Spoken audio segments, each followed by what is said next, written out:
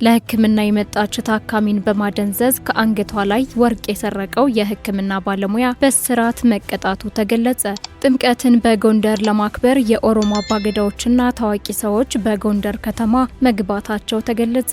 በየዕለቱ ትኩስና አዳዲስ መረጃዎች እንዲደርሷችሁ ቪዲዮውን ላይክና ሼር እንዲሁም ሞገር ቲቪን ሰብስክራይብ በማድረግ ለሕክምና የመጣች ታካሚን በማደንዘዝ ከአንገቷ ላይ ወርቅ የሰረቀው የሕክምና ባለሙያ በእስራት መቀጣቱ ተገለጸ። በኦሮሚያ ክልል ሰሜን ሸዋ ዞን ፍቼ ከተማ ነዋሪ የሆኑት ግለሰብ በተሰማቸው ህመም ምክንያት መስከረም 16 ቀን 2018 ዓ.ም ጠዋት 3 ሰዓት ላይ በፍቼ ከተማ ቡርቃ ጉራ ባጃጅ ተራ ወደሚገኘው የግል ሆስፒታል ያመራሉ። ግለሰቧ የደም ግፊት ምርመራ ለማድረግ የሄዱ ሲሆን በወቅቱ በክሊኒክ ውስጥ በማገልገል ላይ የነበረ በሙያው ነርስ የሆነ ፈቃዱ ሸቱ የተባለ ግለሰብ ለምርመራ ወደ ምርመራ ክፍል አስገብቶ የመመርመሪያ አልጋ ላይ እንዳስተኛቸው የፍቼ ከተማ አስተዳደር ፖሊስ ጽሕፈት ቤት ኃላፊ ኢንስፔክተር ታምሩ ቶሎቻ ገልጸዋል። የምርመራ አልጋ ላይ እንደተኙም የሕክምና ባለሙያው አልኮልና ሌሎች የሚያፈዙ መድኃኒቶችን አንገትና አፍንጫቸው አካባቢ በመቀባት ራሳቸውን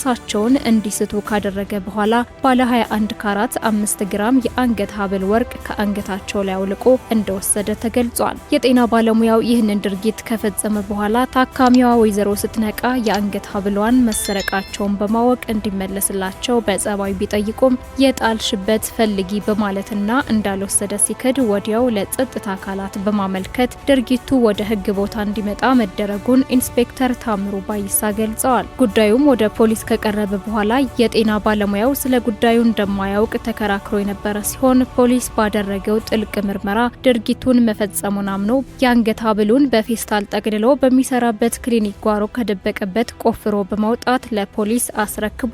ፖሊስ ምርመራውን በተገኘው ኤግዚቢትና በግል ተበዳይ ቃል በማጠናከር የምርመራ መዝገቡን ለአቃቤ ሕግ ልኳል። አቃቤ ሕግ ከፖሊስ የቀረበውን የምርመራ መዝገብ ተመልክቶ ሙያን አስታኮ በመጠቀም የሚፈጸም የወንጀል ድርጊትና ከባድ ስርቆት ክስ የመሰረተ መሆኑን ገልጸዋል። የአቃቤ ሕግ ክስን የተከታተለው የግራር ጃርሶ ወረዳ ፍርድ ቤት ጥር 5 ቀን 2018 ዓ.ም በዋለው ችሎት ተከሳሽ ፍቃዱ ሸቱ በ2 ዓመት ከ9 ወር እስራት እንዲቀጣና የሙያ ፈቃዱም እንዲሰረዝ የተወሰነበት መሆኑን ኢንስፔክተር ታምሩ ባይሳ ጨምረው ገልጸዋል።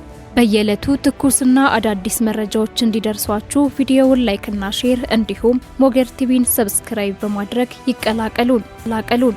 የዘንድሮው የ2018 ዓ.ም የጥምቀት በዓልን በጎንደር ከተማ ለማክበር የኦሮሞ አባገዳዎችና ታዋቂ ሰዎች በጎንደር ከተማ መግባታቸው ተገልጿል። ጎንደሬዎችም የጎንደርን ቀሚስና ጃኖ ለብሰው ደማቅ አቀባበል አድርገውላቸዋል። የአባገዳዎች ጥምቀትን ጎንደር ለማክበር መገኘታቸው እስካሁን በነበሩ ጊዜያት ያልተለመደ በመሆኑ ለየት ያለ ትኩረትን ስቧል።